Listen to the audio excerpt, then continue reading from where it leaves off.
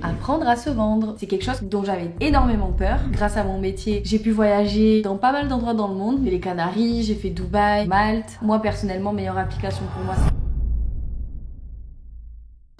Hello tout le monde, j'espère que vous allez bien. On se retrouve aujourd'hui pour une nouvelle vidéo. Comment lancer sa carrière de monteur vidéo, le guide de A à Z. Oui. Je n'ai jamais eu besoin depuis 4 ans de démarcher qui que ce soit comme client et aujourd'hui je vais te donner ma stratégie pour que toi aussi tu puisses faire pareil. Oh là là, c'était hyper pro.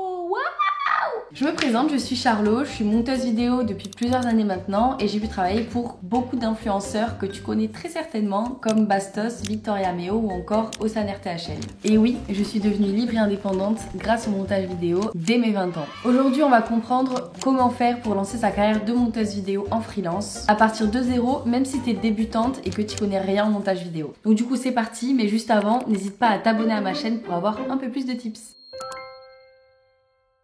Conseil numéro 1, apprendre le montage vidéo. Effectivement, pour commencer notre activité de monteuse vidéo freelance, c'est plutôt pratique de commencer par là. D'ailleurs, si jamais tu le souhaites, j'ai créé ma propre formation de montage vidéo qui est disponible en description.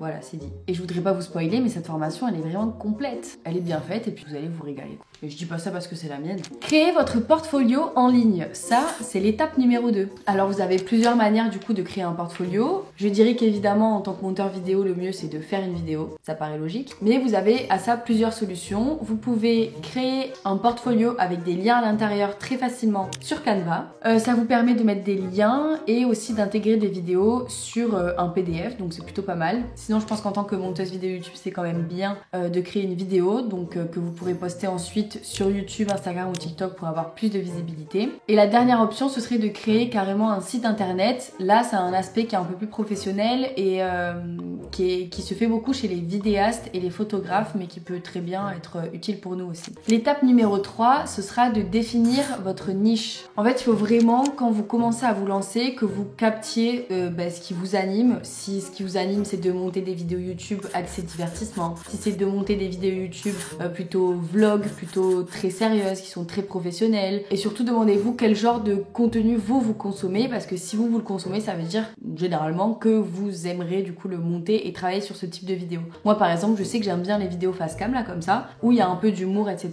Les vlogs, j'aime bien, mais c'est pas trop mon truc. Enfin voilà, et au final je me rends compte que j'aime pas qu'une seule chose, j'aime pas que les vidéos face cam comme ça, parce que sinon ça m'ennuie au bout d'un moment, donc je varie un petit peu et je fais plusieurs choses. En fait, comme tout, si vous aimez quelque chose, vous allez facilement réussir à trouver et l'inspiration et votre créativité. Étape numéro 4, apprendre à se vendre. Pour être honnête, c'est quelque chose que j'ai appris à faire là il y a pas longtemps. Je savais pas me vendre, vraiment, c'était quelque chose que je savais pas faire et j'avais peur de dire mes prix, j'avais peur d'augmenter les prix. Même moi, il y a encore quelques mois, j'avais hyper peur de dire juste mes tarifs, c'était quelque chose qui me terrifiait, j'avais trop peur de dire mes tarifs et de m'imposer, de réussir à me vendre, de dire non mais je fais un taf de malade et tout machin. C'est quelque chose dont j'avais énormément peur. Et alors là, quand ça devait parler d'augmentation de prix, etc., franchement, il n'y avait plus personne, j'étais en train de m'enterrer sous terre. Donc, j'ai appris au fur et à mesure que si je fais pas ça, en fait, je vais mourir parce que je travaille pas pour rien, quoi, c'est normal. Donc, j'ai appris maintenant à me vendre, à prendre confiance en moi et aussi à force de travailler et de me rendre compte de ma valeur,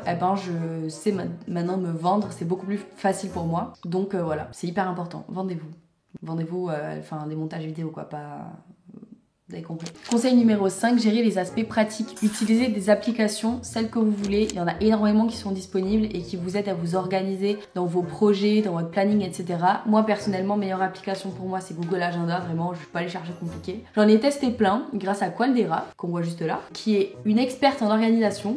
Donc, j'ai pu utiliser Milanote, dont je me sers toujours. Mais ça, c'est vraiment genre un brouillon. Je vous mettrai une photo juste ici de ce que je fais en général sur l'application. C'est vraiment un brouillon. Je regroupe toutes mes idées. Je fais des notes partout et tout, mais c'est un peu fouillis. Pour que ce soit pas fouillis, Google Agenda. Voilà. Et sinon, il y a plein d'autres applications qui existent comme StructureD. Vraiment, accent, t'as peur. Et qu'est-ce que j'utilise? Et ah oui, et j'utilise aussi une application sur mon Mac qui s'appelle Post-it. Ça permet de mettre des post-it sur ton bureau. Voilà. Et ensuite, 6e et dernier conseil, donc c'est de réseauter et de communiquer. Donc si jamais vous pouvez communiquer sur le groupe d'entraide qui est disponible dans la formation, ou sinon vous pouvez très bien communiquer avec des monteurs vidéo qui font la même chose que vous, qui sont monteurs vidéo. Et voilà, enfin les réseaux c'est grand, Instagram, TikTok, YouTube, vous pouvez discuter avec qui vous voulez et Twitter aussi ça aide beaucoup, enfin X. Voilà, c'est hyper important de communiquer et de s'entraider quand on fait un métier comme ça en freelance, en indépendant parce que je sais que ça peut faire peur. Et moi ça m'a vraiment beaucoup aidé pour avancer dans mon métier, notamment quand j'étais en voyage parce que grâce à mon métier, j'ai pu voyager dans pas mal d'endroits dans le monde. Donc j'ai fait les Canaries, j'ai fait Dubaï, j'ai fait Malte et ça m'a permis de rencontrer plein de personnes qui faisaient la même chose que moi ou du moins un petit peu pareil, enfin qui étaient digital nomades quoi. Et franchement ça aide mais de ouf vraiment d'avoir un groupe de potes qui fait la même chose que vous parce que enfin mes copines je les adore et tout mais elles font pas du tout la même chose que moi et du coup on peut pas vraiment parler de ce qu'on fait dans la vie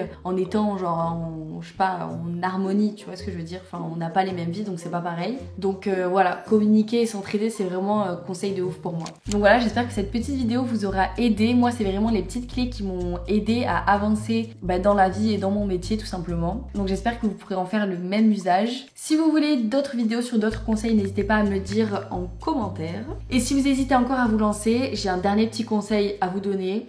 Lancez-vous. Franchement, réfléchissez pas trop, genre vous posez pas trop de questions.